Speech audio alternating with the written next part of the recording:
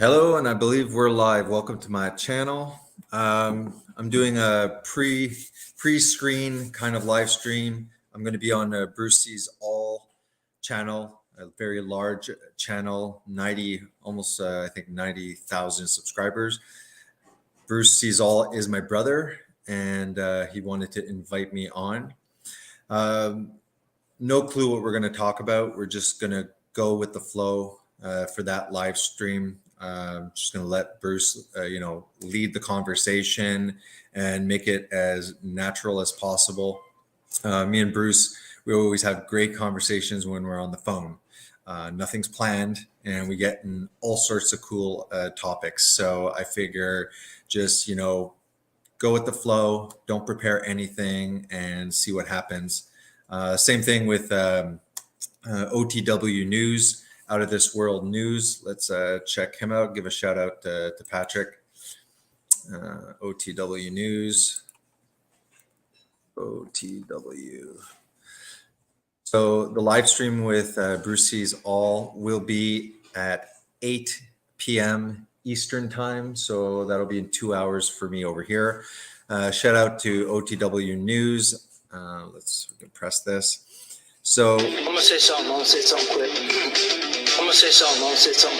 So when it comes to spirituality, me and Patrick can not be more opposite. So in future broadcasts, me and Patrick will probably be talking about cultural issues, what's happening in society, where we're a lot more on the same page. He says he's not vegan, but he only eats plants at the moment. And there was this big, heated debate where it became like him pretty much speaking against mainstream Christianity or traditional Christianity. And I'm a new ager. I'm not a new ager. I was a new ager. I studied all sorts of religions. I would pretty much say comparative religion, especially when I was 20. And if I go back even 5 years ago, me and Patrick would probably be on the exact same page. I also did veganism, tried that for 2 years as well, which was also kind of a spiritual belief in a way, not as hardcore. When I was 20, I started studying everything and anything I could get my hands on. So I was Krishnamurti, of course, Eckhart Tolle, The Power of Now, Yogananda, a lot, the Bhagavad Gita, a lot of the Eastern philosophy, Buddhism, Tao Te Ching, Kabbalah, not the Americanized Kabbalah, which is just a mishmash of New Age spirituality. The Kabbalah that I studied just prior, actually, to becoming Christian and coming to Christ was the Kabbalah, which is, we can actually check it out here. Dr. Lightman, it's B'nai Baruch. It's in Israel. It's pretty much very highly allegorizing the Old Testament. For example, I could say, let's say you have the Old Testament when the Israelites are imprisoned in Egypt, and then Moses comes and says, "Let my people go." Then after they exit Egypt, they exit slavery, they enter the arid desert for 40 years, and they await the promise of the promised land that God promises them. So you can look at that as an inner spiritual experience where we are trapped in egoism, we are trapped in our fleshly desires, we are trapped in this world. And then Moses represents that tiny desire for spirituality that first appears in most people, that sets them off on their journey. And then once you attempt to exit your egoism, once you attempt to develop pretty much any, really wholehearted attempt to find God, your own spiritual path. You enter a very arid and dry time in your life where you're trying to overcome egoism. You're still learning about your spiritual path, and you await, the promised land. So for Eastern philosophy, that would be enlightenment. So that was Kabbalah. Let me punch it up here. Dr. Lightman, Kabbalah. Share screen. Let's see how many times I'm going to forget to share screen on this live stream. Again, I don't know really what I'm going to be talking about on this live stream. I'm just excited to go on Bruce's channel, and I'm just going to be chatting up whatever comes to mind. Hopefully there'll be some people that will appear as viewers, ask any question, and we can go from there. So this is Kabbalah, Dr. Lightman, Beni Baruch Kabbalah, which is in Israel. They've changed up quite a bit the site. Most of the stuff here is pretty much free. I was really into it. I bought everything. I even bought the Zohar. Click here. Hopefully this thing will pop up. Anyways, this is the Kabbalah that I was following. It's not the Kabbalah from the United States with Madonna and stuff like that. He's the main rabbi, I guess. I don't think he's an actual rabbi, but he's basically the leader. Bring me to your leader.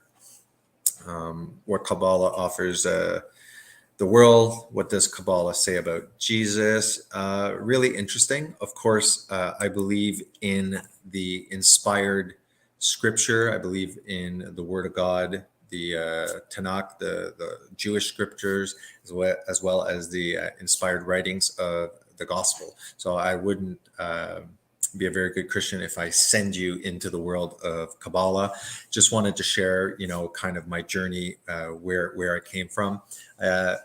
I mentioned this to Patrick from Out of This World News, OTW News, because he's very fascinated about the allegory or allegorizing the whole Bible, meaning his current belief is that there is nothing literal, there is no historical Jesus, and everything is about an inner journey.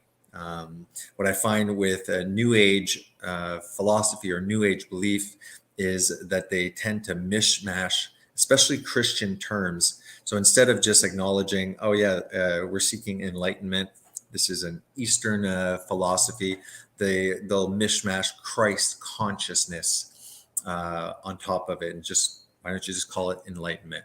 So if you notice with New Age, everything seems to revolve around Jesus in the New Age. You never hear about Muhammad consciousness or any other of these founders of religions. It's mostly centered around Jesus, and also a lot of alien encounters tend to focus on Jesus, saying that he was an alien, saying that he's just a long lineage of enlightened masters, that Jesus was just a man and attained Christ consciousness, and that we can all, through our own efforts, attain enlightenment, which is contrary to what Christianity believes. So let's see. Did this load? Doesn't work, of course. Anyways, this was what I really was into. One of the interesting things that I noticed when I was in Kabbalah, because though I spent 20 years searching every single other possible spiritual path that I could, I still hovered and revolved around the Bible. There was some kind of intuition that there was something special, something divine about the Bible. But like the Muslims, like Patrick at the moment, like most New Agers, they believe that there's a hidden wisdom in there. The Muslims believe that that the gospel was corrupted, and I can't blame them. I believed that for the longest time. But it's funny how a lot of New Agers tend to hover around Christ. Um, I even I had so many books, guys. I had like, I mean, our ceilings are extremely tall. We have a centennial house. It was actually it's over 135 years old. Our house. It was the first schoolhouse of the region, and I just had books from the top all the way down. And boy, was I ever seeking. Here's one book, Aquarian Gospel of Jesus.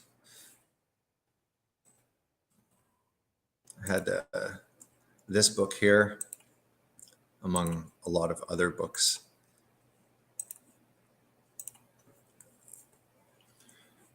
Even had this book, the Aquarian Gospel of Jesus, which basically, again, is just Eastern philosophy, the lower self, the higher self, seeking enlightenment. Everything is allegorized. So I didn't enter Christianity lightly. I wasn't born into Christianity, and it took a very long time hovering around it. I had a lot of trouble. Not only trouble, is that Christians were unable to explain their faith. And even now, I have a criticism that the majority of Christians haven't even gone through the Bible once. Okay, a lot of them don't even go to church. So when I had questions about the Trinity, didn't understand that, then they didn't have very solid information that seemed very convincing. I think the worst thing to say to non-believers is Jesus is God. Off you go. Don't say that. Okay. Even if you believe it, even if the conclusion is that Jesus is God, Jesus is not the Father. Jesus is the Word of God in the gospel. If we look at the Old Testament, so the way that you need to approach the Trinity is actually in the Old Testament. Now, the Old Testament didn't really have a triune view of God, but they definitely had a two powers in heaven view.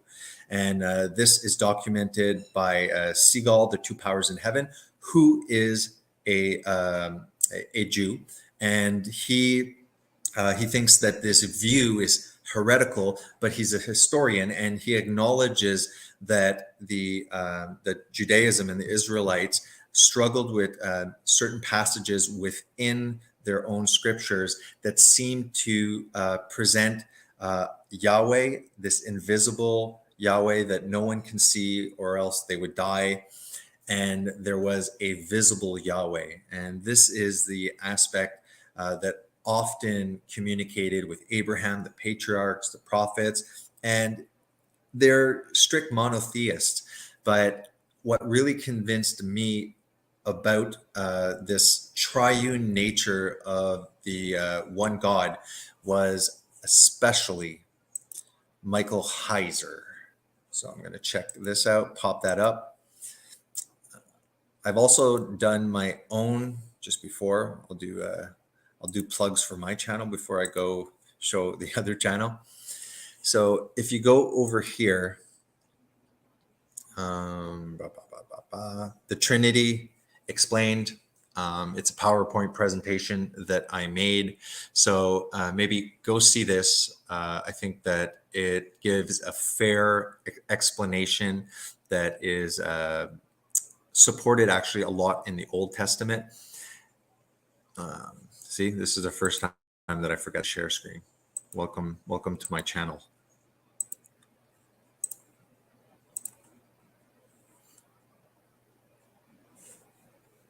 Present Jason's channel.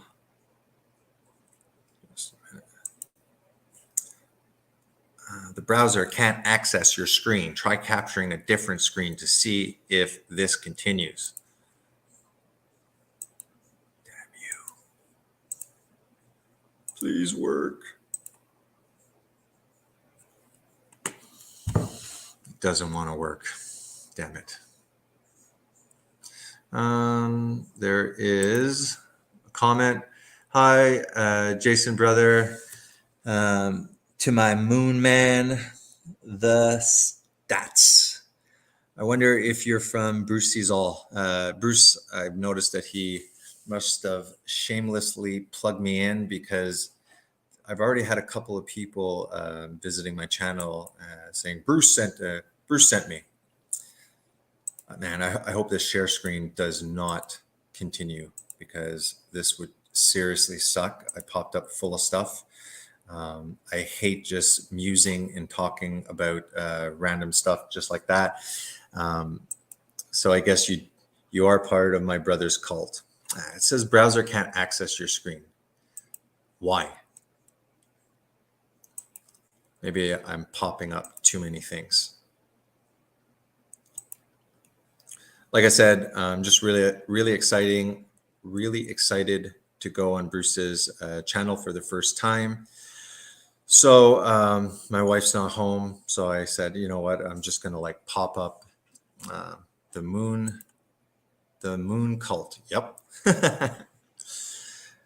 I'm just gonna desperately continue to try and pop up the damn share screen while I cry inside. It's not working. Okay, so I'm just going to stare at the screen. So if you go on my channel, Jason John Swartz, there is a video that I did 3 weeks ago, The Trinity Explained. I think I give a pretty good explanation of the Trinity. But if we can't pop up the share screen, what I want to send you to is Dr. Michael Heiser.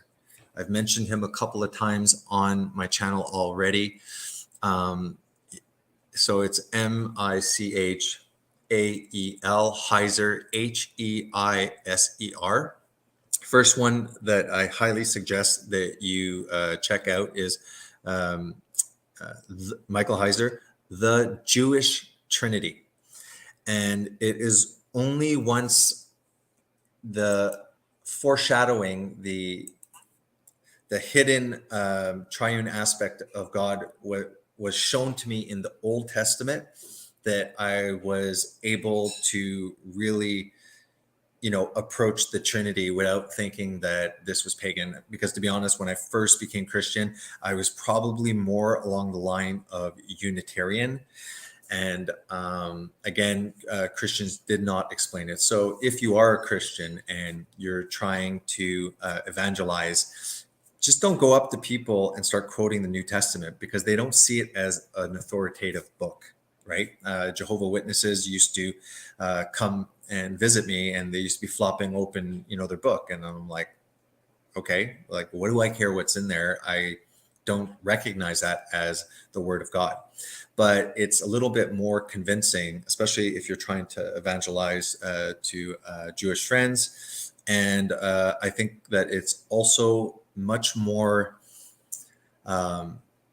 convincing, or you share your faith much better with Muslims if you can go and start talking about Christ, why we claim that he's God. What does he mean by he's the word of God? And what about this Holy Spirit, this 3-in-1? Again, they don't, Muslims don't respect the gospel. They think it's completely been switched up. And but at least if you start going to the Old Testament, then you're proving the New Testament through the Old Testament. So at least in that way, they would pretty much have to deny two faiths instead of just Christianity. Right? Lisa B. I have a feeling all of these new people are from my brother's cult. Lisa B. Welcome. Lisa B. Hello, Jason. I was brought here by our Dalai Lama. I subbed to your channel. Thank you very much. I have seen Dalai Lama. I think she was the first cult member to visit my channel. Michael Heiser, the Jewish Trinity. Yeah, perfect. If somebody can pop up, if somebody has access to, you can pop up the link to Michael Heiser, the Jewish Trinity. And what else? There was another, there's a pretty good one. Let me try and pop the screen up one more time.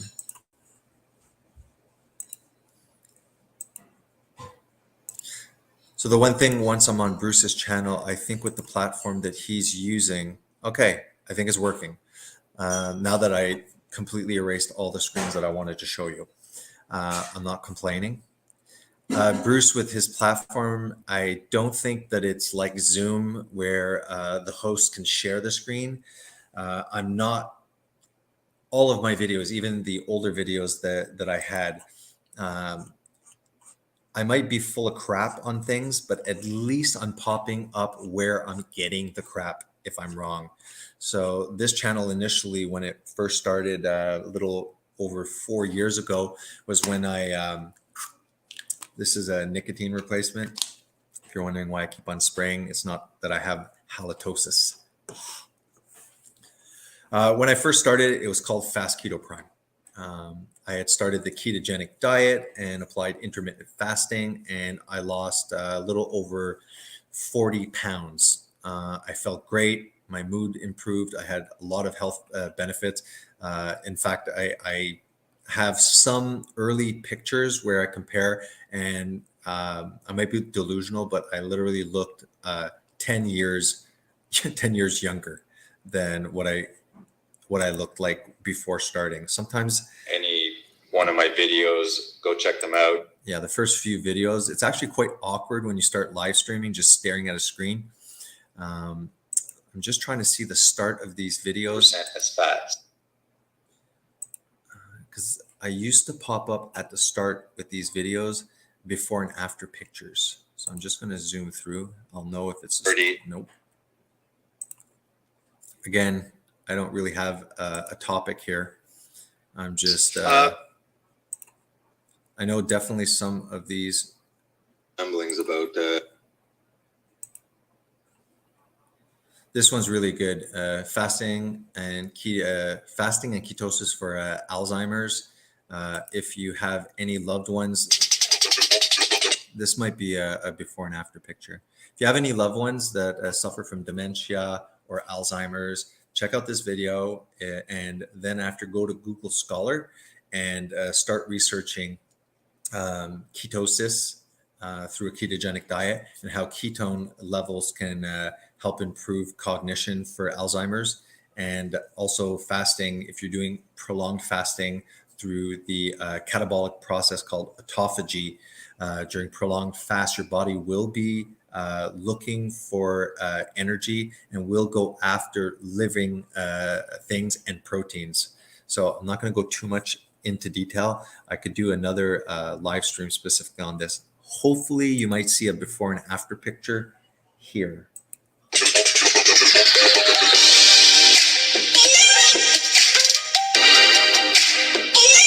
Yeah, so this was me on carbs. So then I'll show after pictures. Look at those chubby cheeks.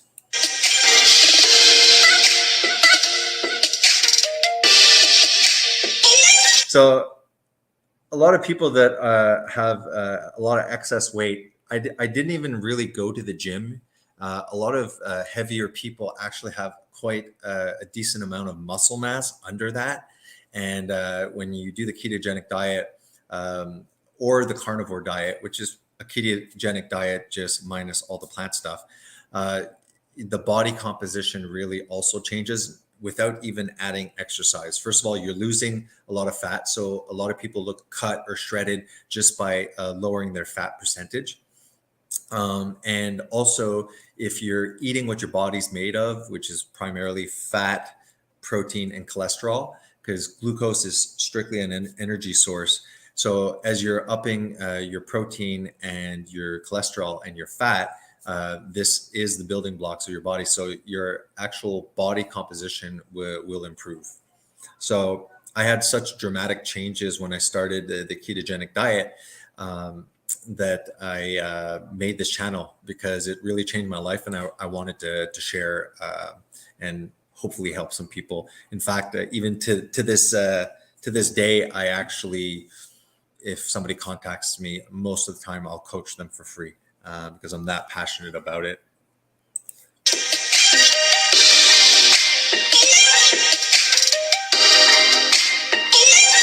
So this I actually don't look good. This was during the fasting phase. I think this was like a 5-day fast. Look way too skinny there. And then this is the next day after refeeding. So for sure, when you're doing a prolonged fast, you're going to lose your glycogen storage. Your muscles won't be holding water, so you'll look super flat. And then this was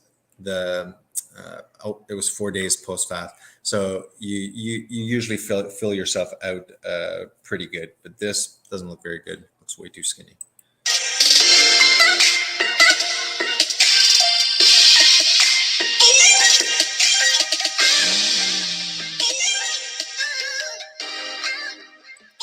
Anyways, so a lot of people when they join channels, they never go look at the older channels. But yeah, that was pretty much my channel, was basically a ketogenic diet and fasting. This is a great video, toxic vegetable oils, and everything, like I said, everything that I was saying, I would pop up the information. So at least if I was wrong, people were getting at least an idea where I was getting this stuff. It wasn't off the top of my head. I used to put so much time. I used to use KineMaster, and they didn't get many views. Like look at this one. This is okay. 4 years, actually, it's decent, but the majority, if you look at my videos, look, 3 years, 46. And I have really good information. Here's another, I guess, before and after picture.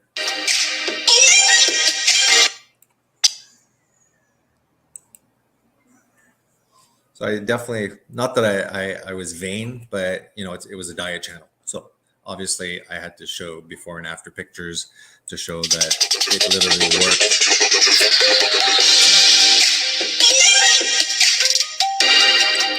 Yeah. So, and this is in a matter of like 1 year. There's even one really cool. I have a before and after picture of my license, and you can see like drastically. This is a pretty big change. All right, enough of my shirtless pictures. So, Michael Heiser.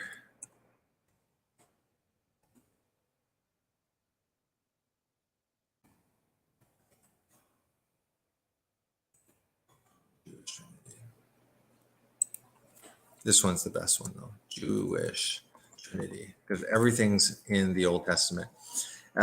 These are like scholarly lectures. He has a PhD. He teaches ancient Semitic languages in universities. Blah blah blah blah. So he has the credentials. And yeah, this is 3. Unfortunately, it's not the best quality. You can hear perfectly. It's just the slides don't pop up, but you can still see them. So this was a real game changer for me. The Jewish Trinity. There's also Reversing Herman. There's Aliens and Demons, which is, what probably me and Bruce might talk a little bit.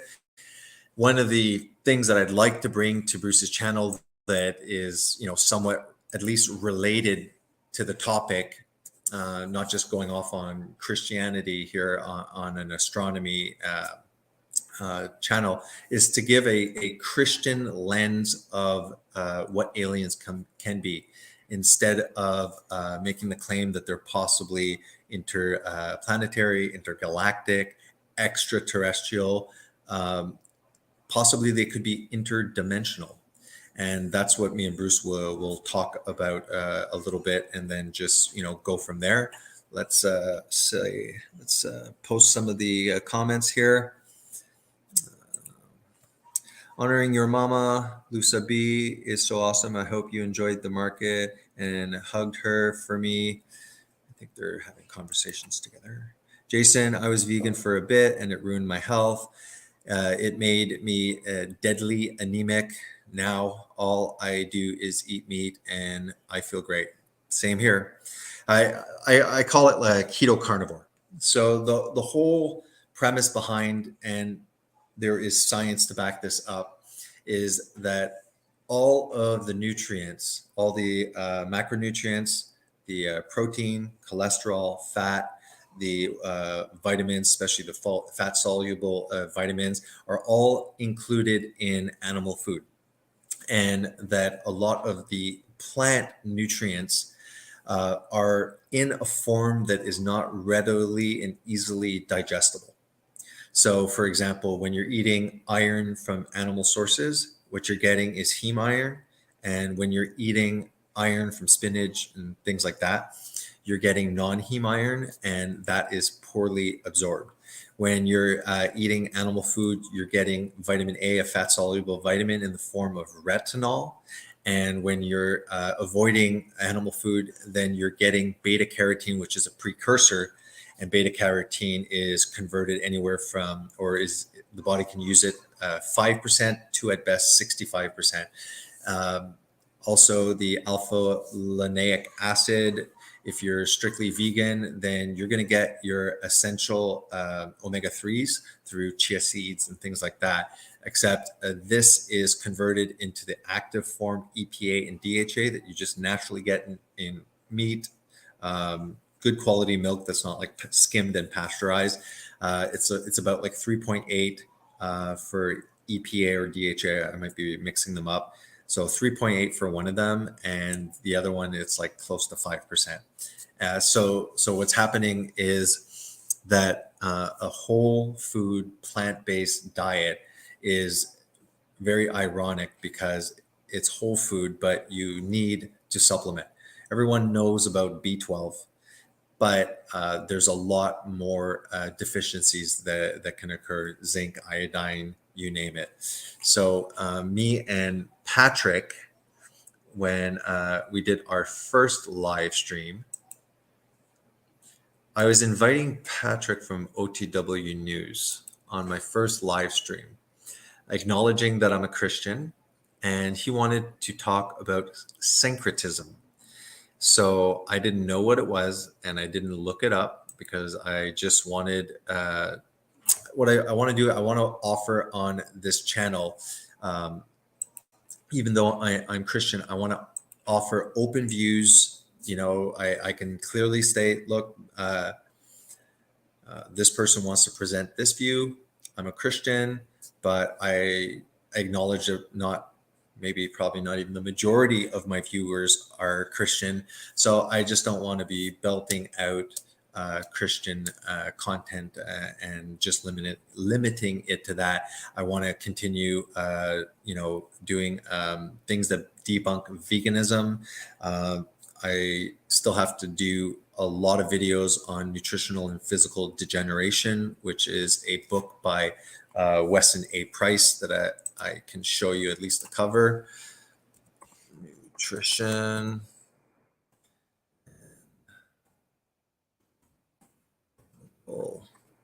Generation.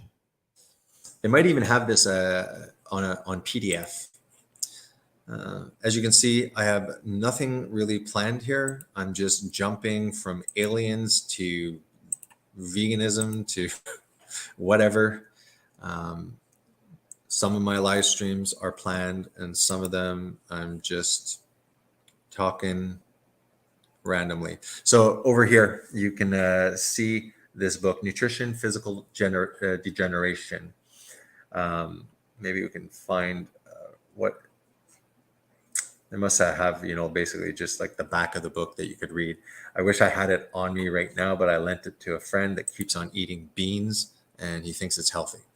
So he's kind of eating these beans and he's like, yeah, all I'm doing is just eating lots of beans. And I'm like, okay, so beans are protein and they're combined with tons of carbs. Why are you eating just beans? And I was telling him, like, why don't you just eat like freaking steak every day? Steak, eggs, cheese, butter, fish. Just eat as much as you want and you'll lose weight and you won't be hungry and you'll feel great. And he's like, no, I'm going to eat beans. Okay. So some of the images here. So this book is actually scientific. Okay. What Weston A. Price did was in the early 20th century. He was a dentist, a Canadian dentist, actually, and he went to many cultures in the early 20th century who had not been in contact with modern men. And their ways of eating, the refined flours, the seed oils that started to be consumed in the early 20th century. And he was looking at various cultures and looking at their bone density. He's a dentist, so obviously looking at their dental health, measuring how broad the width of their jaw is, nasal cavities, bone densities, all sorts of markers. And one of the benefits of this research is, first of all, it's not epidemiological study. It's not studies that they can claim association, links, and risk. What we're doing now in nutritional science is everyone's sick and we're trying to find the cause. Well, he was able to go see cultures that were thriving. What are they eating? What aren't they eating? What are they doing? And what diseases do they have or don't have? And what he noticed, I can pop up any one of these, but view image. So let's say for this person, notice how wide their whole face is. If you look at people now in modern times, we have very chiseled jaws. The majority of us don't even have teeth that completely fit. Dentists are always taking out people's wisdom teeth. I have a huge nose. You would think that I could inhale a lot. I can't because most of the people in modern times have nasal cavities that aren't properly formed. They have crowding of teeth. The more nutritional deficiencies, especially your mother has, the more that you're going to have dental defects. And what they were showing also was there were some that were completely isolated and were thriving. They didn't have any of the modern diseases, cancer, Alzheimer's, and all these things. Also, there were some people that were part of the culture was still isolated, and then let's say part of the culture maybe on the edge where there was docks and shipping where trade was occurring. These people were starting to eat flour and seed oils and canned goods and stuff like that. And these are all genetically the same people, the same races, the same cultures. And you'd have these people not in contact with a modern man. And then you'd have these that started to indulge with modern foods of modernity, he used to call it. And let me go back again here. And this you can see over and over and over, okay? Over here, look at these. These people didn't have dentists, okay? They weren't getting their teeth filled out. They didn't have fluoride shoved in their mouth every time they went to the dentist. They didn't have toothpaste. One of the things that I realized was I always had tartar, And ever since I pretty much avoid carbohydrates a lot, and especially carnivore diet, my teeth are are really white. They don't get stained with tartar on the inside. So if you really want to know the truth about nutrition, because nutritional science is just a huge sham, get the book and read it and come to your own conclusions. All right. That's enough on this. So I actually, again, did videos early on.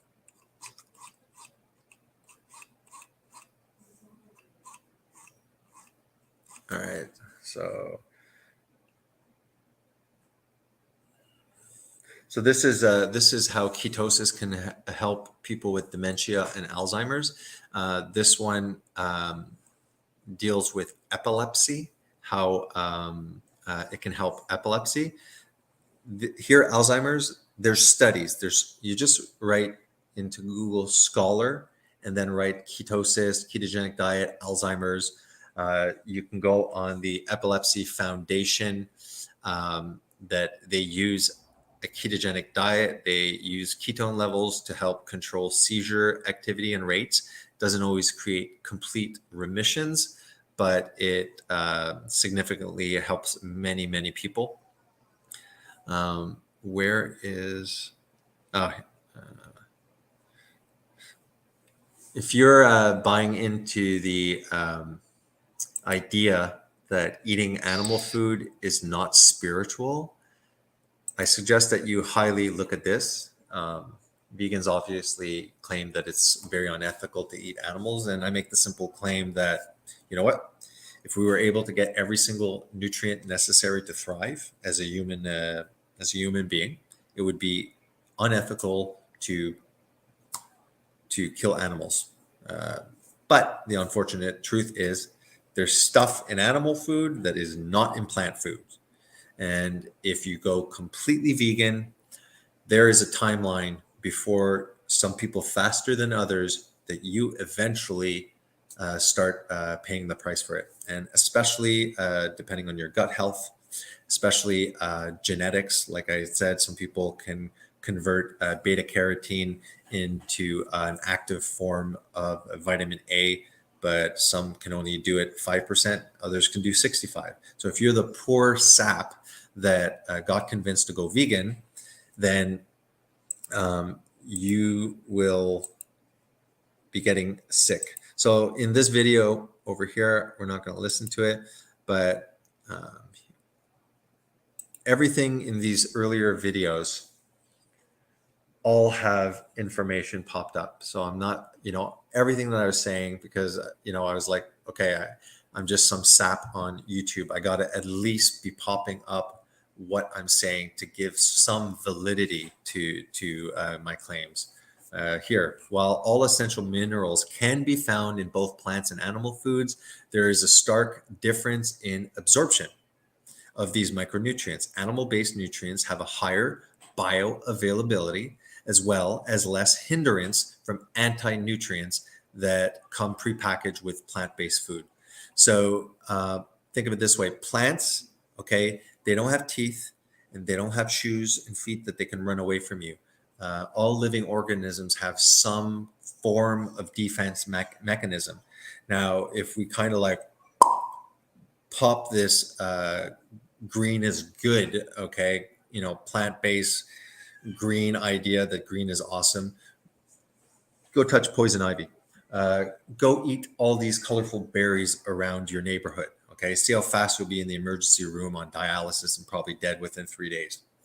Okay, plants have defense mechanisms. Okay, they use phytochemicals to hurt insects, animals, whatever.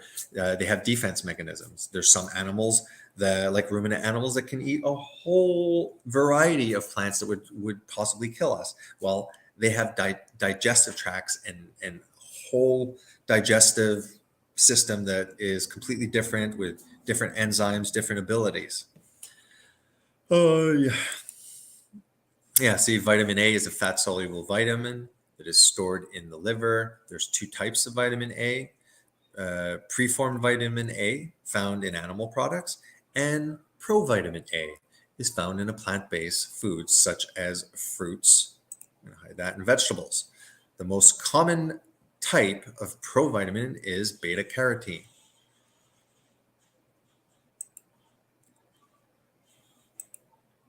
The absorption of beta carotene from plants sources range from 5 to 65% in humans. See, 4 years ago, stuck in my head. Is it ethical? Here are those omega-3s, alpha linoleic acid, the plant omega-3s. So omega-6 and omega-3 are essential fats. We don't need an insane amount of them, but we need them to be in balance. And you can actually have 4 times more omega-6 than omega-3, and that pretty much is still an even ratio. The problem is that these seed oils, these vegetable polyunsaturated omega-6s, in all of these seed oils. At this point now, we're consuming on average 10% of our actual food calories as these industrialized solvent extracted plant seed oils that are just omega-3. Just omega-6. So when you're going after your chia seeds to get omega-3 and you're vegan, here, the use of ALA labeled with radioisotopes suggested that with a background diet high in saturated fat, first of all, no vegan, where can they get saturated fat? Coconut oil, avocado maybe. Okay, so most vegans are also fat phobic because everything is fat's fault. And to a certain extent, fat is bad for your heart, but not the animal fat, not even the saturated fat. It's these freaking polyunsaturated seed oils. So if you are consuming the plant omega-3s and you're doing that with saturated fat, the conversion to long chain metabolites is approximately 6% for EPA and 3.8 for DHA. When you're eating EPA and DHA in animal food, you're getting 100, 100. With a diet rich in polyunsaturated omega-6s, the conversion is reduced by 40 to 50%. Because what happens is you have omega-3, you have omega-6. When you start overdoing it with your ratio of omega-6, then the amount of omega-3 that you're consuming can't get into the cell because there's too many omega-6 bombarding the doorways. So on top of this 6% and this 3.8%, okay, now vegans, the only fats that they will get are these seed oils. So now you can reduce your omega-3 absorption to 3% and to 1.75 roughly, okay? So anyways, I put a lot of work in these and bioavailability. What about vitamin D? Same thing goes for vitamin D. All of the plant vitamin D is fortified. So, and it's also vitamin D2, not vitamin D3. When you look at just one single egg here, one egg, so you have 2, 3, 4 eggs, you already got 40% of vitamin A in the retinol form. You're getting all your vitamin E with 2 eggs, 4 eggs, you're getting all your D3. When you're talking about whole food plant-based diet, that's carnivore diet. And don't forget that the cultures ingested a lot. They didn't waste any of the animal. They ingested nose to tail.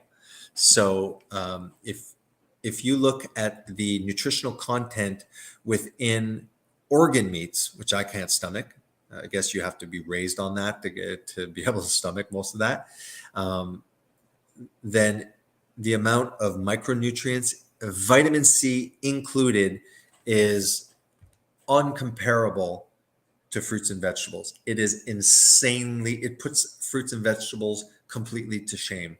Now, one thing that I did notice here was when I was doing the ketogenic diet, I was avoiding all of these seed oils and I was going after a lot of omega 3,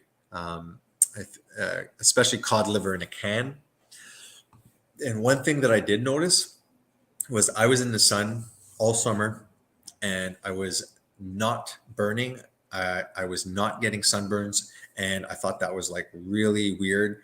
Not really. I kind of said like, oh, that it makes sense if you're bombarding your body with omega-6 and it's omega-6 is your body has to put it somewhere. It's not really used as an energy source. So all of your cells, all of your lining everywhere becomes saturated with omega-6 and it is prone to oxidation in light and heat.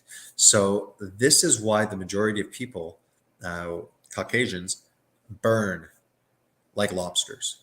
It's like, I always wondered, like, why is it that we live on this earth and we need to, like, I always wondered, like, we need to lather lotion on our body to not die from the sun.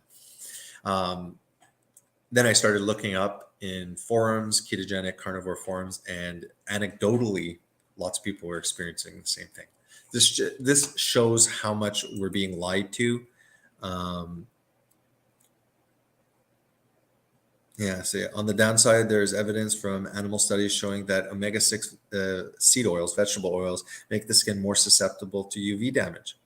So it's kind of disheartening with all of this information not really getting out from my channel.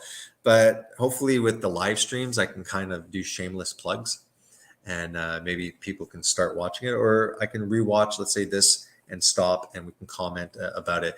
Here's an example. Raw spinach, it contains an inhibitor called oxalic acid or oxalates. Oxalic acid naturally binds with minerals like calcium and iron. Yeah, what's up? So not bad news. Emer is going to give me a motor for it. Okay, well that's good. So, All right, I told you. Good, I'm happy. Good. Yeah, my youngest Noah, he's self-teaching himself basically mechanics, and he's buying all of these motorcycles and playing with engines, stuff like that. And he's getting upset because he's buying used stuff and they're breaking, but he's actually learning. He's self-teaching, and he has this great friend that also, right? I guess Emery's a little bit ahead of you and stuff. Yeah, he's teaching you the road. Yeah, exactly. So that's cool because the majority of teenagers I know, they'll work all summer and all they have to show is empty bag of weed and addictions. Yeah, no, it's true. It's how many teenagers just smoke their whole freaking money all summer. So my boy is a good boy. Cooking spinach. So what happens is you're eating the spinach, right? And now you have these oxalates, and these oxalates, they bind to calcium and iron that you're trying to ingest, and then it makes your body harder to absorb. It makes it harder for your body to absorb. So if you cook spinach, it can help unlock these iron absorption inhibitors and hence increase bioavailability. The problem is the first thing you go is vegan, right? But then after you go to completely whole food plant-based, and then you go to raw vegan. Then after, a lot of people start going to fruitarian because they think they're gorillas. And then after, before you know it, you're so, nutritionally deficient, you're starting to feel euphoric, which you probably think is enlightenment. And then all of a sudden you start thinking you can breathe in prana and live off the chi in the air. All right, enough of this. Go see my video. Him, Dr. Gregor, coming live. So he's actually a doctor that actually never finished his residency, never treated one patient, went right away into plant-based activism. He sells books, the Daily Dozen, How Not to Die, and this is the body composition that Mr. Broccoli Shirt here is creating for himself and creating for people that are being duped. All right, let's get out of this one.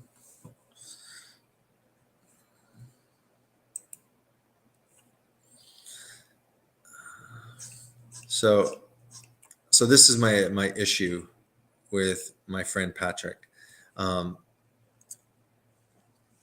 Was kind of a jab back at him, because this was, where is it? Super long. My first live stream was 6 freaking hours. Where is it? Here. This one.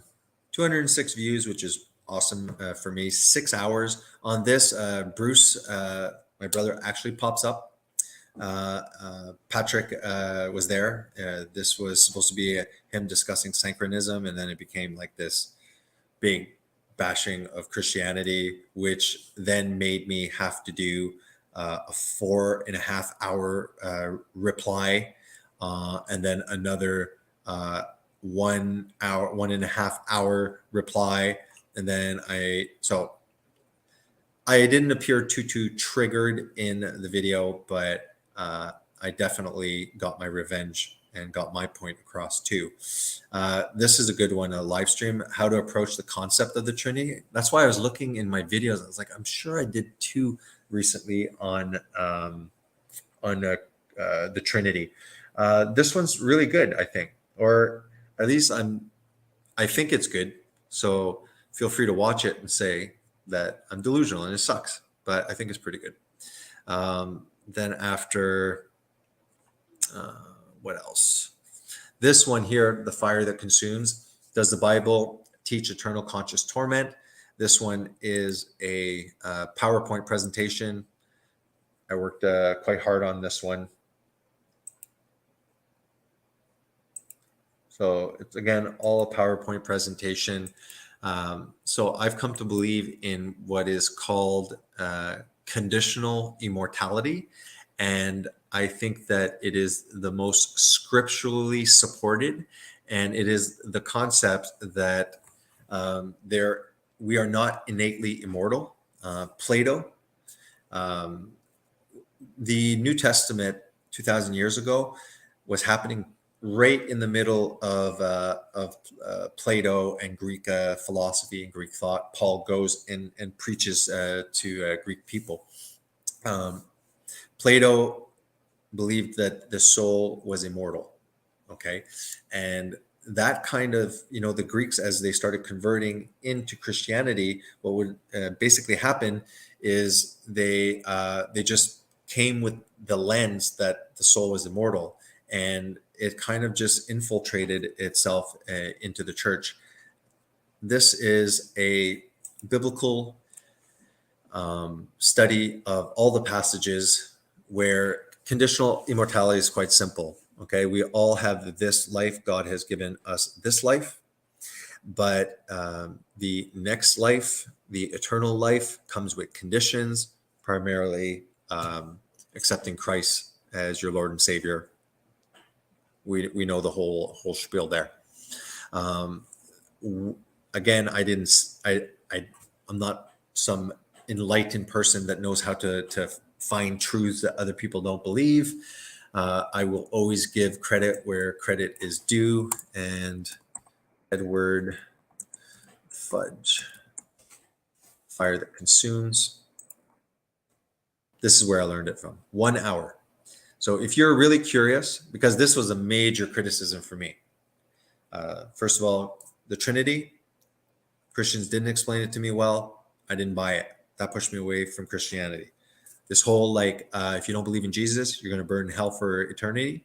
No, that didn't work at all for me either. And I said, well, if that's what the biblical and Christian God is, then I want nothing to do with it.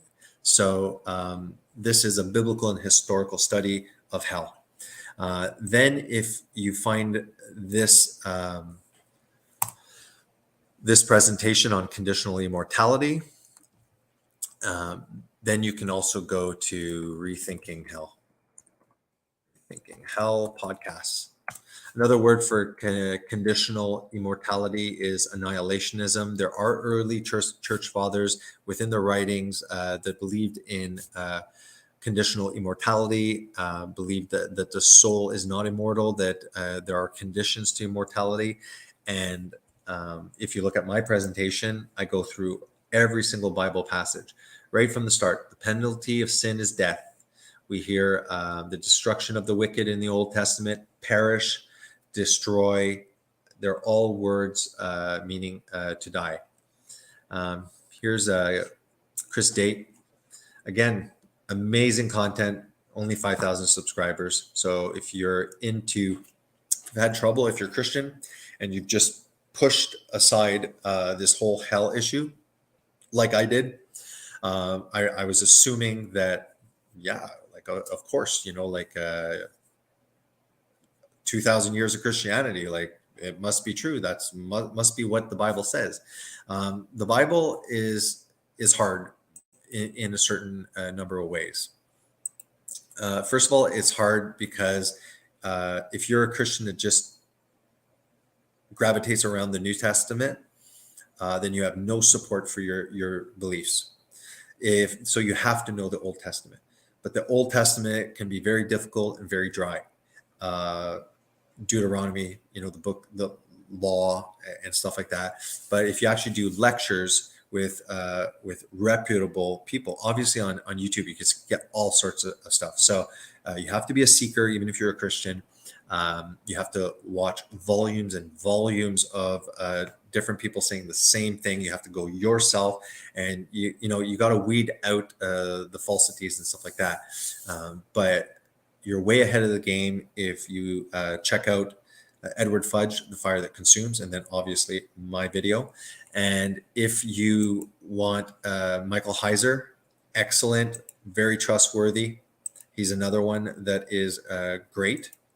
And then after, if you don't want to jump around from one preacher to one, just all over the place, if I had the choice, one person, it would be Chuck Missler. He passed away. Edward Fudge also passed away. And you can go and on YouTube and check. Actually, I wanted to go on YouTube. You can go on YouTube and check Chuck Missler. In fact, Chucky.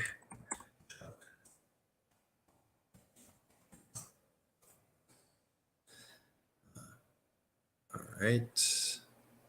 There is literally Chuck Missler.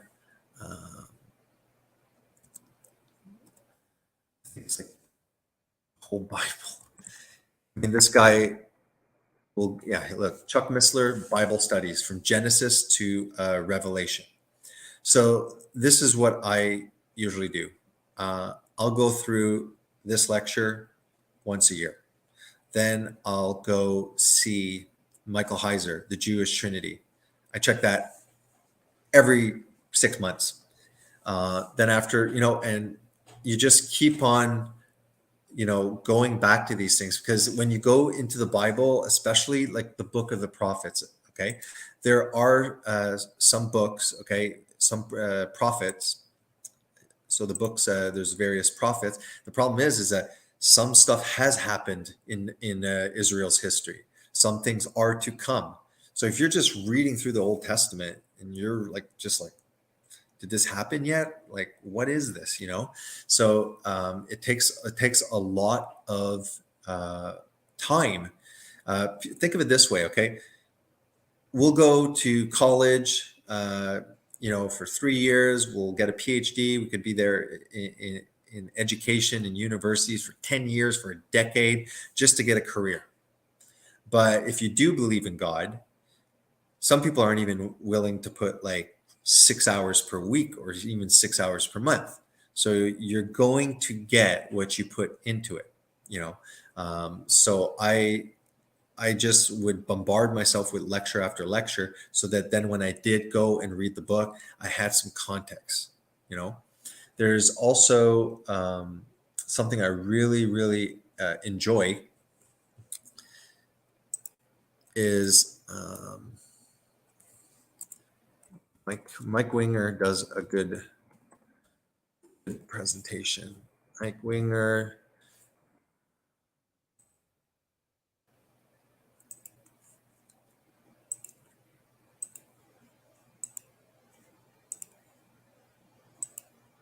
Then we'll look at some comments. All right, how to find Jesus in the Old Testament. So this is So where the point here is this is where your studies and the lectures bear fruit. Okay, the more that you go and find, the Jewish Trinity, find the two powers in heaven, the more that you understand the context of all of the books of prophets, the more that you challenge yourself. You're like, this does not make sense. This can't be right in the Bible. Go. We have, it says in the end times, knowledge will increase.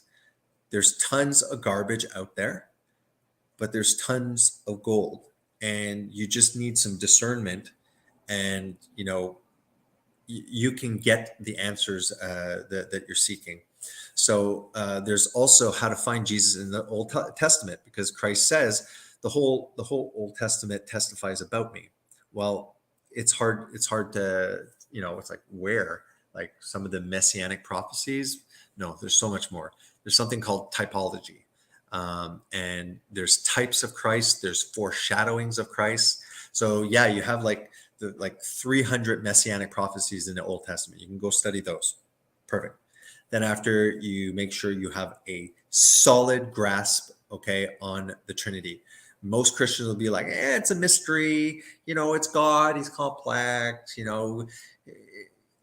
no, okay, there is, yes, it is complex, it is a mystery, but there's a way for you to properly wrap your mind around the Trinity. Okay,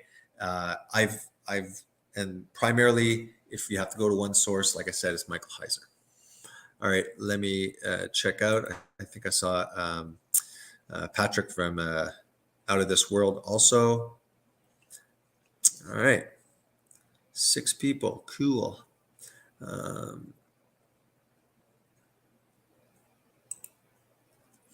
Wow, you are so sweet, girl. I'm really glad to take so much place in your heart. D3K2. I love cod liver in a can. It's edible. I was eating it because I knew it was good for me. I actually don't like it. You can pull it off on a cracker, but when you're eating cod liver because you're doing keto and carnivore, you can't put it on a cracker. It's against your religion. Darla Lama, I love cod liver in a can. Frisky is my favorite. Really? So eat cod liver and no sunburns? No, eat cod liver, no sunburns if you avoid omega-6. The problem is that everything in the middle section of your grocery store, right down to the whole wheat brown bread, has canola oil, has soybean oil, has some form of seed oil in them. Because Jesus is throughout the Old Testament. Quiet, Mike, not time. Later. Yeah, so go see Mike Winger, another very, very trustworthy, very good. Okay, so if you don't feel like researching seed oils, you can go to this one, Toxic Seed Oils. Then you can watch me act like a crazy man going through the grocery store, showing you everywhere. Like I'm just randomly picking up everything. Even this avocado oil. Yeah, right. There's like 5% avocado oil. The rest is all canola. I go through everything. I was very, very passionate / possibly crazy. All of these sauces. You can see soya oil. Oh, here, canola oil. Go find the vegetable oil. There you go. Uncle Ben's. Come on, Uncle Ben's. I thought I could trust you. He has a trustworthy face. But he's not trustworthy. All right, let's find some canola or something in there. Boom, canola. Taco, burrito. What's that coming out of your Speedo? You got trouble. You got trouble. So tacos. Where's No surprise that these tacos have palm it, oil? but Boom. All the kind of Indian curry kind of sauces. Vegetable oil. Boom. Bagel bites, a staple to any healthy diet.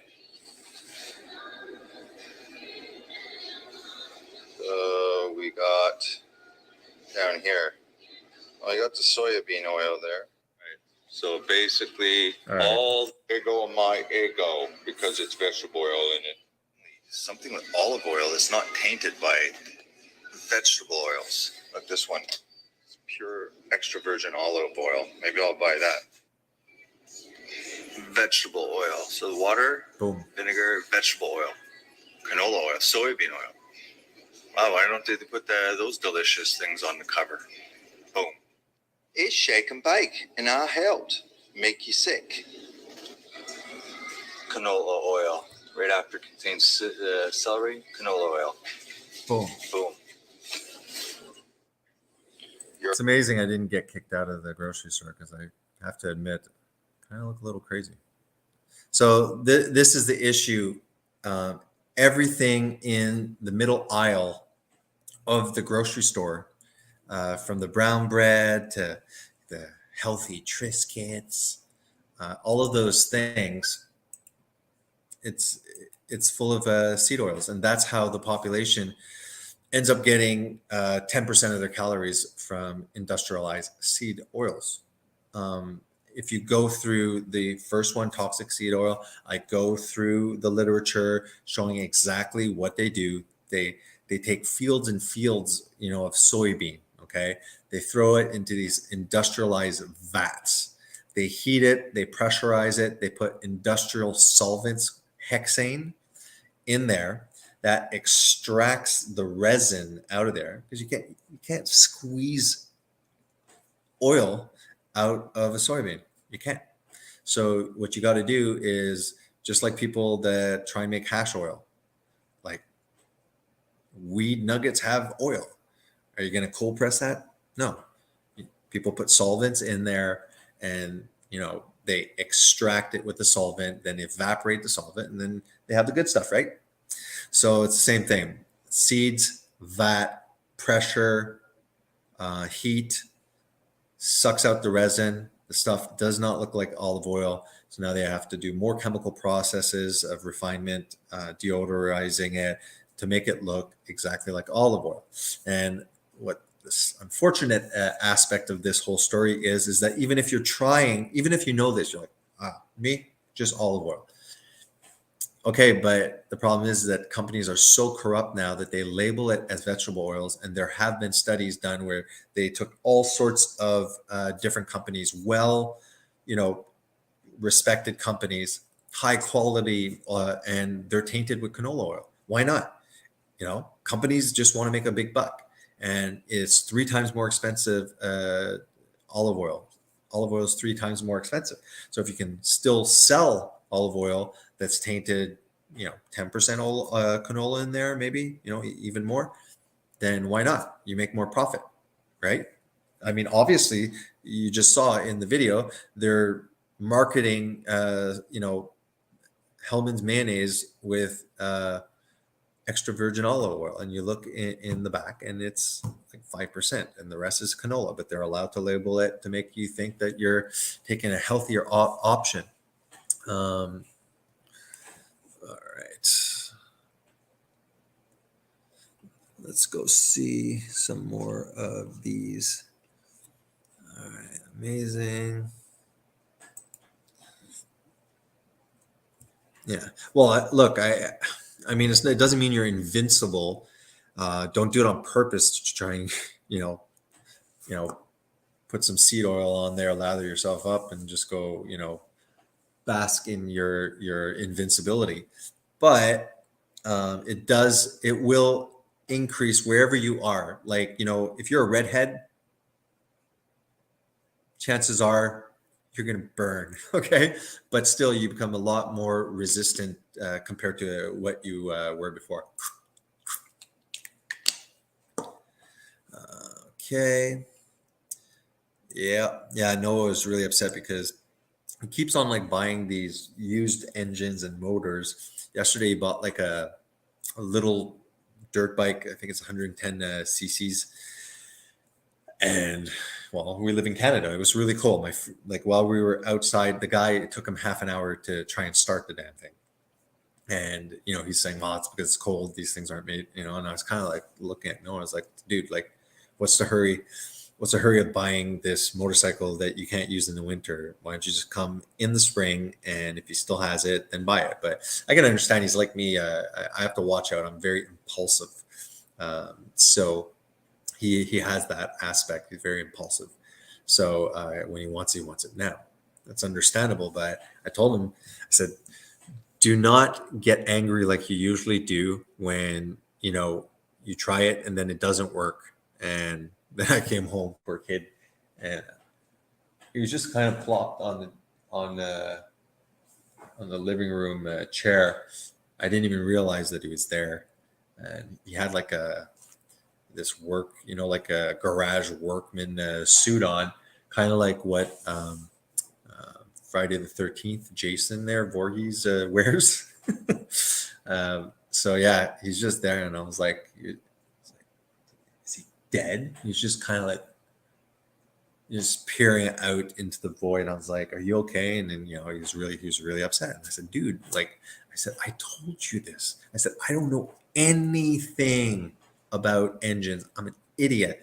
But I said, when I tell you, you know what, there's no hurry. 30 minutes to start the damn thing, blaming it on the coal, red flags, so live and learn. So now that's it. When I was doing it, he came and he's like, "Oh, I didn't completely hear. It was something about like Emery has a motor he can get me." And then all of a sudden he's happy again. So that's the story. And I told him, I said, "Look, I don't want to get into all my dirty laundry and stuff like that. But my wife works in preclinical research, had a very good job, has had fibromyalgia for 20 years, started it like in her 20s when I first met her, mostly ramped up at night. And then 3 years ago, she had like a massive flare up, and it just has not subsided. She has issues digesting meat, so it really limits her ability to even try carnivore diet, which could be a good elimination diet. There's ever since COVID has been horrible, like the medical system, like we've been waiting at least 3 months, for the rheumatologist to call us back. And now she only has an appointment in February. Chronic pain, you can't really use narcotics, because what happens is if you're chronically using narcotics that go on pain receptors, they block them, then the chronic narcotic presence stimulating those receptors, it gets resistant. And then eventually it's not working for pain, as well as it's causing pain. Okay. So it's like any addiction, right? Like Coke, like you do a lot of Coke, doesn't take much to get you high, and you do that for a chronic amount of time. Before you know it, you're putting bags and bags of blow down your nostrils. Alcoholism, same thing. So she's limited with certain medications. A lot of them, like Cymbalta, it's antidepressant. She's not depressed, but it's supposed to have. Anyways, all this to say is that her doctor, who is now retired, filled out papers like a complete moron. Okay. And I warned her, I said, "Don't send those papers in." I said, "It looks really bad, actually. Like you're going to shoot yourself in the foot." Anyway, she sent it in. And then it was a whole year struggle trying to get a year's salary from the insurance company. We did 3 appeals. Anyways, in the end, it was like, nope, not working. So they were able to get through loopholes because the doctor, what Michelle was saying, was not being written on paper. And doesn't matter what you're saying to your doctor in that room. If it's not written, then it doesn't exist. So I was trying to tell Noah, I was like, dude, I know $500 is a lot of money, but I said a year ago, because I work at the hospital. I'm a respiratory therapist. So we were actually getting good money. We were getting like double time for overtime. We're also getting like $1,000 per month extra. So that year I made 12 grand extra. So the fact that we didn't get that year's salary didn't really hurt. But the minute those, extra, pays, when COVID started going down and stuff like that, and the variants were less problematic, they stopped paying us that. And then all of a sudden, like month per month. So I told him, I said, man, I had $12,000 in the bank. I said last year, I said, now I lost the 12,000 and I'm $6,000 in the hole, buddy. So that's $20,000. I said, now do you understand that? Look how upset you are. Okay. Mom and dad have real life stresses. So don't want to make this a teaching moment for you, but $500, okay, and $20,000. I said, so that's why you have to, be gentle with mom. Mom's not feeling well. She has chronic pain. We're frustrated about losing all that money. Could have paid off the darn house. That's the point. My point was I took it as a little bit of a teaching experience to say, yeah, exactly. So you know what? When we feel overwhelmed, we're not taking it out on you. So don't take it out on us, kind of thing, because that's $500. And I know for a kid, it probably feels like $5,000, but 500 does not compare to 20 grand. And it's life. Doesn't matter. My house will be paid off in about 3 years. So I'm 43 right now. So 46, paid off the house. So it'll be good. And like I do have opportunity to bang out overtime. Overtime is still double time.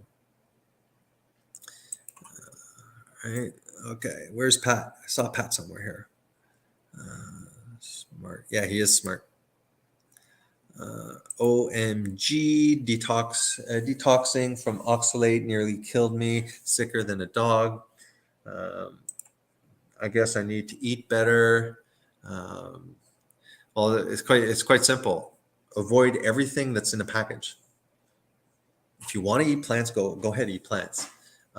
Just realize that all of these plants are not how nature made them, and the majority, especially in the West, are sprayed with glyphosate, Monsanto.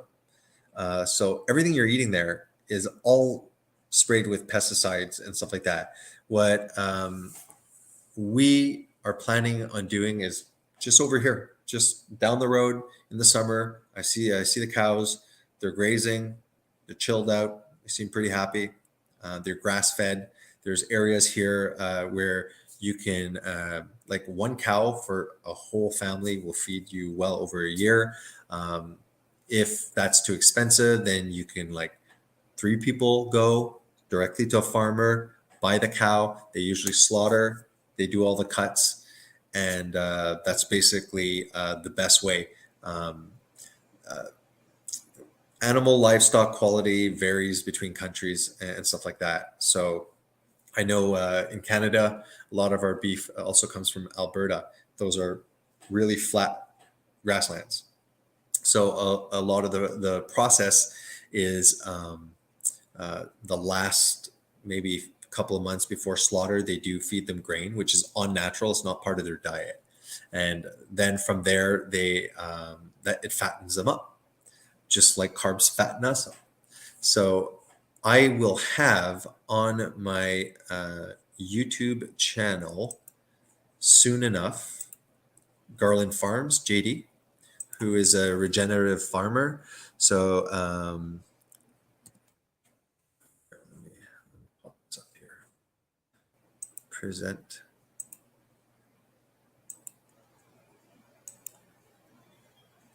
I'll probably do another 15 minutes, then I'm going to go shave and mentally prepare for the next live stream on Bruce's Garland Farms. Garland Farm, another amazing source of information. The guy is a regenerative farmer. I think he raises goats and grass-fed cattle, beef. He also doesn't he also has chickens, so he does like homesteading and stuff like that. And he has wonderful information. He's more against veganism than I am, but he actually has a lot more of the information. And even look, these are really good videos, but even for him, there's not a lot of views. He does a lot of debunking veganism. He gets triggered by veganism way even more than I do. The thing is, I keep on telling JD from Garland Farms to please start using StreamYard and start doing live streams, because it will make make it grow a lot more. So what happened here is this was my first live stream. So first Pat was there, then Bruce jumped on, and that kind of chilled things out. Bruce kind of relaxed the debate that was occurring over here between me and Pat, and then JD came online. Here, let's listen a little bit to it. You can see that it's getting heated. I get it, but I think both. Yeah, because if you looked at that deer, man, it was like, oh my God, it was literally melting. What was that deer? That was absolutely horrifying. You guys, are you sure that was the shot? That's really the chemicals that was doing that to the back, or is that a freaking a hunter that shot the shit out of it? That was a deer that was bedded up in a field that was run over by a combine harvester. So when you're eating cereal and you're telling yourself, I'm such a virtuous person, and you think about and that's just a large animal that was maimed. There's millions and millions of smaller rodents and moles and voles, birds, possums, a whole bunch of quail and dove that are bedded up in there. wild turkeys. Okay, But it's an out of sight, out of mind situation. Out of sight, out of mind. It leads to this incredible virtue signaling where plant eaters or people who are vegetarian and vegan pointing their fingers at meat eaters saying you're a bad person because your diet kills animals. And they're just they're so ignorant of agriculture, and they're really not even willing to learn. They won't even sit and listen quietly to the truth about the animals that are being killed. You must their diet. Yeah, Just one second. Go ahead. Just Bruce, what I'll do is Pat, Bruce, and back to JD. Sorry for cutting off, because or else there's too much talking and it's hard to understand. Pat, my question to you is, do you acknowledge that even if you go completely plant-based, that to a certain extent, we still have blood on our hands?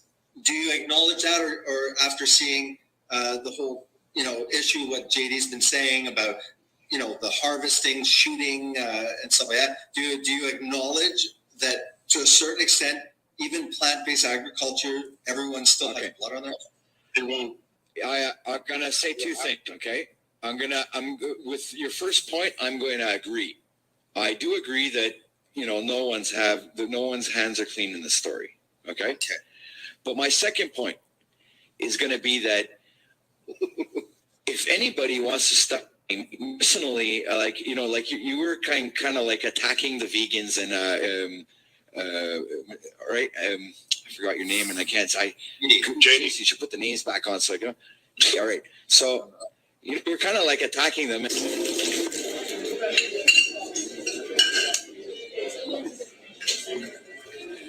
want to grab them, smack them, headbutt them. Sorry, man. This makes me angry.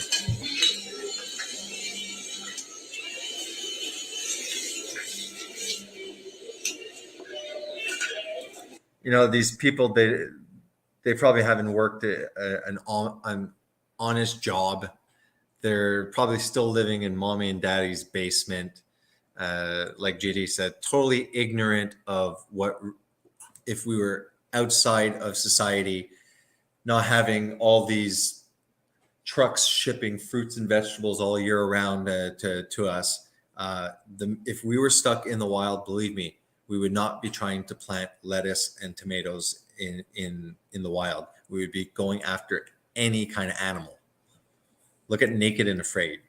These people are like chopping snakes and eating them when they're hungry.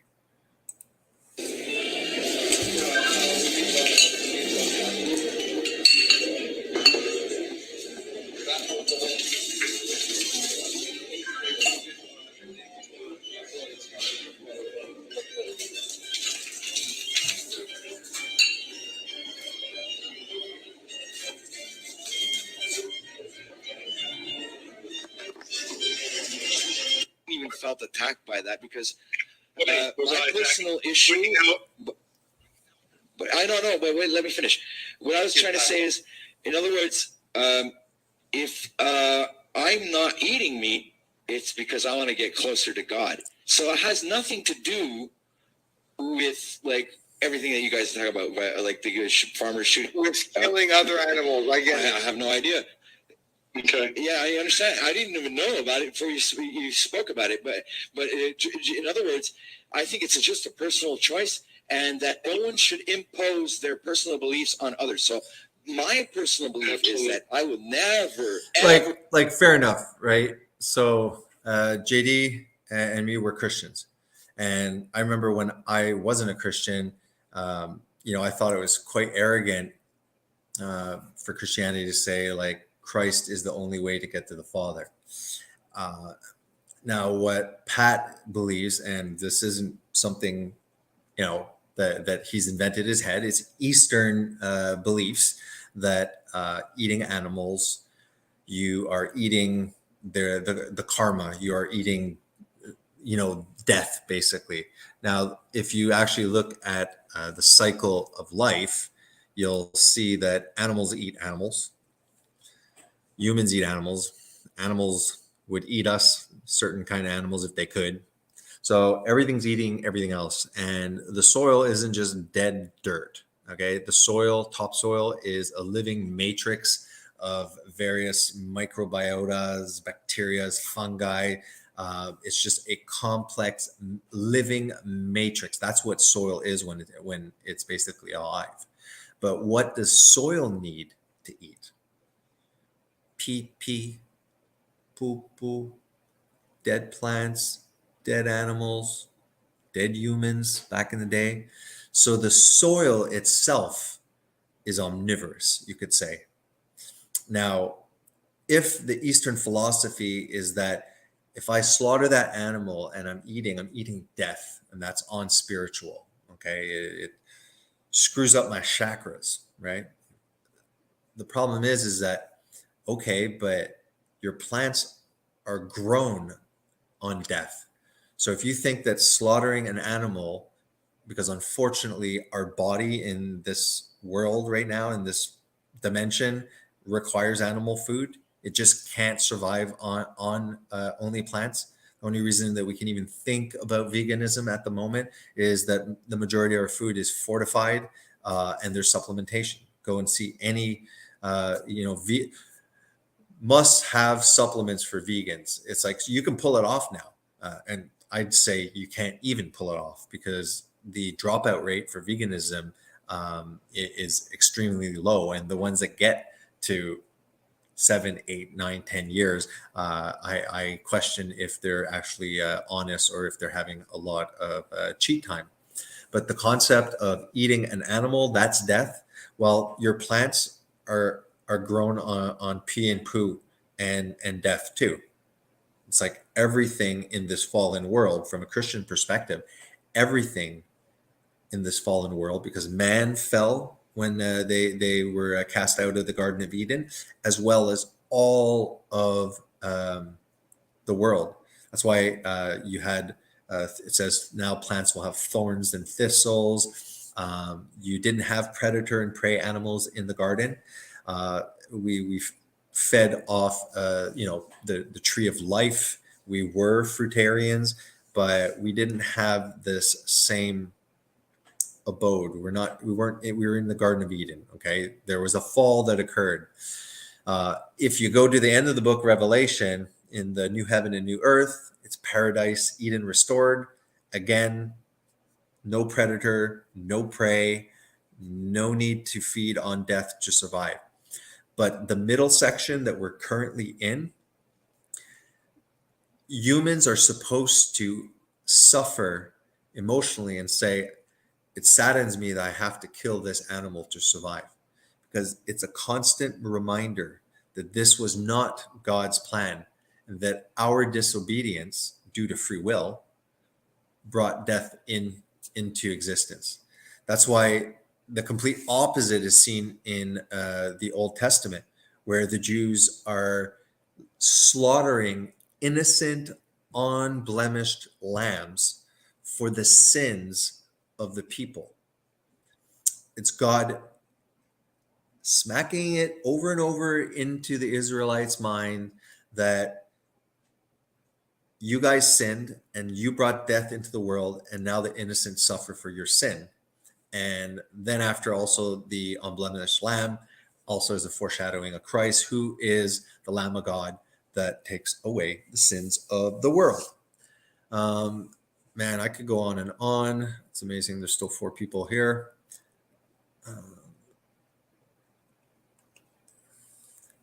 Where is did I show I thought Patrick was here. I saw him. This is another video. Again, Patrick's aware of these videos. I didn't play the whole thing, but yeah. So JD got kind of upset, saying like, "Oh, so you think that you're closer to God because you don't eat animals?" And I kind of cut him off, and I regret that. But my reaction was like, "Yeah, but JD, like, other people are triggered because we say the only way through to get to God is through Christ." That's also that can be insulting to other people too. This is where Pat, I did a small video, a little bit mocking to be funny.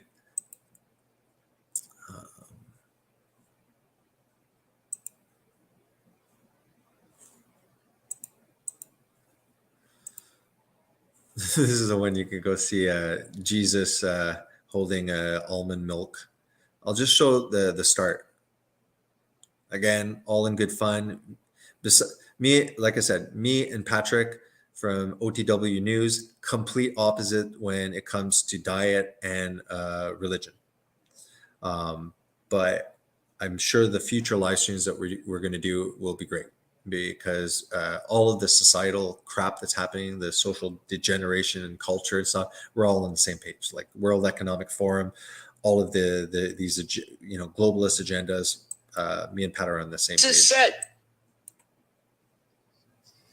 And Jesus said, I am the fruit, I am the rye, and I am the rice. I'm an idiot.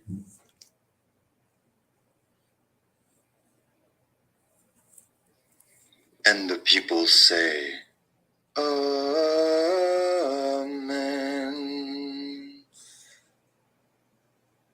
So It's fine. this is Patrick's claim, and this doesn't come from his head. This is Eastern religious thought. Eat meat. You can eat meat. There's no problem. Okay. That's the thing. Okay. The problem is the choice, because you could choose to kill somebody or not, right? You can choose to steal. You can choose to cheat on your wife. You can choose to be a bad person. You could choose to eat meat. But Jesus said that the gate is narrow. The way, it's narrow, and many will be called, but few will see the narrow. They will follow that route. All right, because there's a bunch of other crap around it. Okay, so what happens is if you let this like literal interpretation cloud your judgment, it's It's just mind-boggling to me, because what happens is you're allowed to eat meat, but you don't think that you're going to get, like, the Christ will not come. You will not be reborn. That's the simple thing. It's because there are certain criteria to be awakened and have this connection with the Lord God, the Creator, Allah, name it whatever name you want to name it. So that's the problem. Like Pat says that he's not New Age, but this is exactly what New Age does.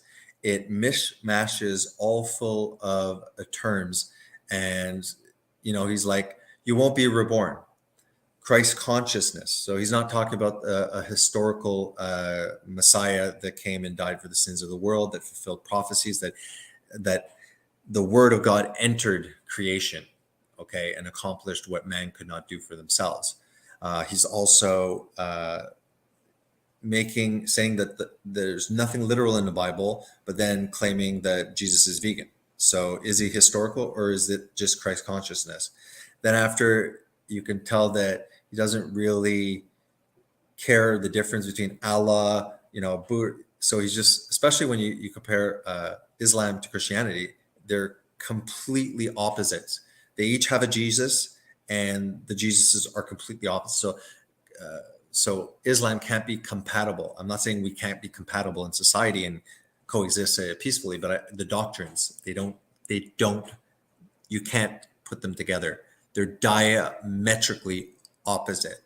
So this is my issue, is that he's using, like the passage where, the way is narrow and wide is the way to destruction, which Jesus is saying, look, I'm the narrow gate. No one gets to the Father but through me. Wide is the way to destruction. That's when you adopt New Age, where you can just mishmash whatever you like. Don't like this, like that. I'm going to call that Christ consciousness, Buddha, Allah, whatever. And it's like, to me, it just shows a disrespect. But that's fine, because I felt very disrespected when people told me Jesus was the only way. But this is what JD took offense to, and I didn't show that I took offense, but I took offense to. But there's only one way. There's only one real path, and Jesus said it himself. And if you do not know this path, and you think it's because you got to follow all these 10 commandments and blah blah blah, no. All right, so I'm paraphrasing what Patrick just said. It's fine to eat meat. There's no problem. The problem is the choice. You can choose to kill somebody, steal, cheat on your wife, be a bad person. You can choose to eat meat. All right. So it's fine to eat meat. Yeah. Okay. Anyways, and again, I don't think Patrick. I mean, sometimes you say things, but not Patrick. I just mean people say things, and it just comes out, in a wrong way. All right, so I'm gonna go very soon. I'm going to just show you PowerPoint presentation. Unfortunately, like I said, Bruce's platform, I don't think that a guest can share. But I kind of put together some stuff, more kind of like notes. So this is what maybe, like I said, I'm just going with the flow. I don't want it to, like sound like, this, and if it comes up, it comes up. At least I'll have it prepared. But if you look at here, I'm going to talk about the first book of Enoch and how it applies to this very odd passage in Genesis 6 that says, when man began to multiply on the face of the earth, the sons of God descended onto the daughters of man and bore children. Great men of renown. These are known as the Nephilim, coming from the word Nephal in Hebrew. The Nephilim happened to be men of great stature, giants. Now you hear about David and Goliath. Goliath is a giant, but giants are all over the Bible. There's probably 40 passages referring to giants. And the issue in first book of Enoch, see, Genesis just leaves it there.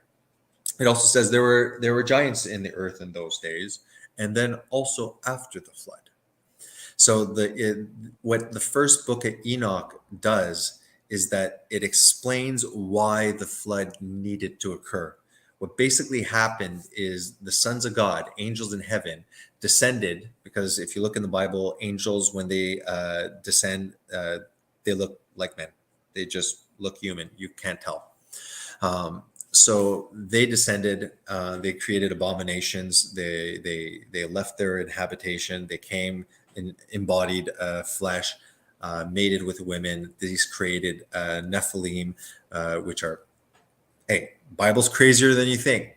Angel human hybrids. Okay. And then they sin against the land. They sin against the animals. So these angels that were there when God created, in the 7-day creation story in Genesis, they were there. They understand the coding behind the computer. They understand genetics. They understand all of these things. And if you look at it, even from Genesis, the first prophecy is about the seed, which is sperm, egg. And I will put enmity between thee and the woman, between thy seed and her seed. Her seed is the lineage leading up to the Messiah, who defeats Satan in the end and defeats death and makes everything new. So between thy seed and her seed, his seed is the Antichrist in the end. It's all of, it's the seed war. Okay. Here's the passage. And it came to pass when men began to multiply on the face of the earth and daughters were born unto them, that the sons of God saw the daughters of men, that they were fair, and took them wives, all that they chose. There were giants in the earth, and those, just what I just said. But when you go to the first book of Enoch, it starts in chapter 6. And it came to pass when children and men had multiplied, that in those days were born unto them beautiful and comely daughters. And the angels, the children of heaven, saw and lusted after them, and said to one another, come, let us choose wives from among the children of men. So this is a great sin. 200 angels descended on Mount Hermon. Mount Hermon will be another very large study. It has great significance in the Bible. So they descended on Mount Hermon.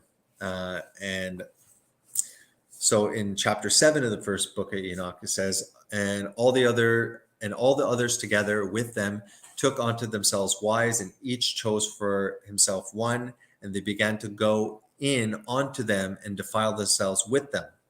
Here it says they taught them charms and enchant, but they taught them all sorts of stuff, which can explain why ancient cultures, the megaliths, these documentaries where they're showing no, they actually had more technology than we think.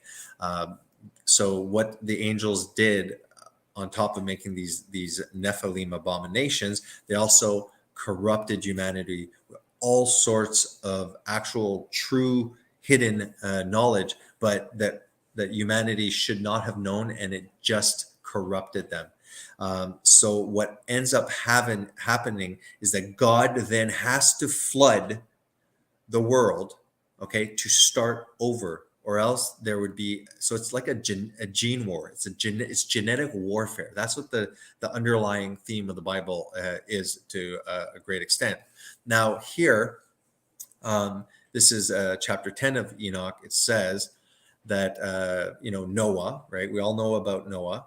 It says, and now instruct him that he may escape and his seed may be preserved for all generations of the world.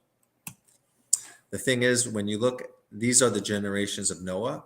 It says that Noah was a just man and perfect in his generations. But if you actually look at generations in the Blue Letter Bible, where you can go to the interlinear, and this is right over here, where you see generations, you can click on tools, and then you can get the Strong Concordance So over here, you see generations. You can click here on Strong Concordance. And what does it say? Okay, this is the Hebrew word. And these are the possible uses of the word. It can mean descendants. It can mean contemporaries. It can mean a lot of things. But look at here, genealogy. The reason that he chose Noah is that most of the earth genetics had been corrupted. So he took Noah because Noah didn't have corrupted DNA.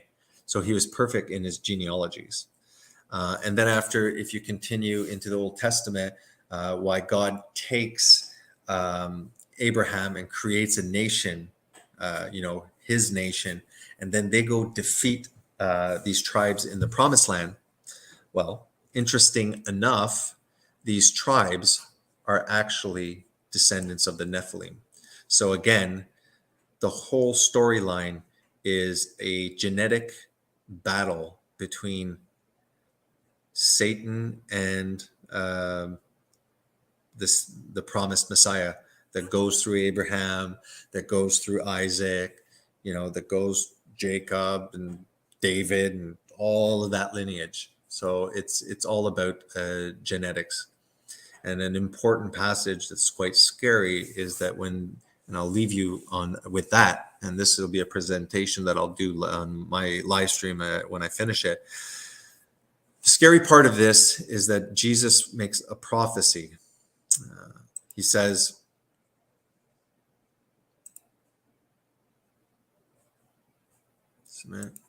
he makes a prophecy. They said, "When will you return, Lord?" And he says, "As in the days of Noah," right? Sorry. "As in the days of Noah, so will it be at the coming of the Son of Man." If you don't look through the lens of the first book of Enoch, you won't understand what they mean. You'll just say, "Oh, well, they said that people were corrupted and that's why God flooded. People are corrupt, are going to be corrupt when Jesus comes back." No. As in the days of Noah, when we start messing around with genetics, that is a sign that the season is near. And what are we doing now? CRISPR technology, genetically modifying all of the plants. There are chimeras being created in labs, all sorts of gene warfare that it will, right down to messenger RNA vaccine. Everything seems to be coming back to genes and genetics. Transhumanism too plays a part. So I'm going to leave you with that. My throat's getting sore. I got 15 minutes to shave, and I will be on Bruce Seasall. Probably not exactly at 8. I'll let him start his live stream, and then I'll mosey on in probably 15 minutes after 8. All right, love you. God bless. See you at the Bruce's live stream.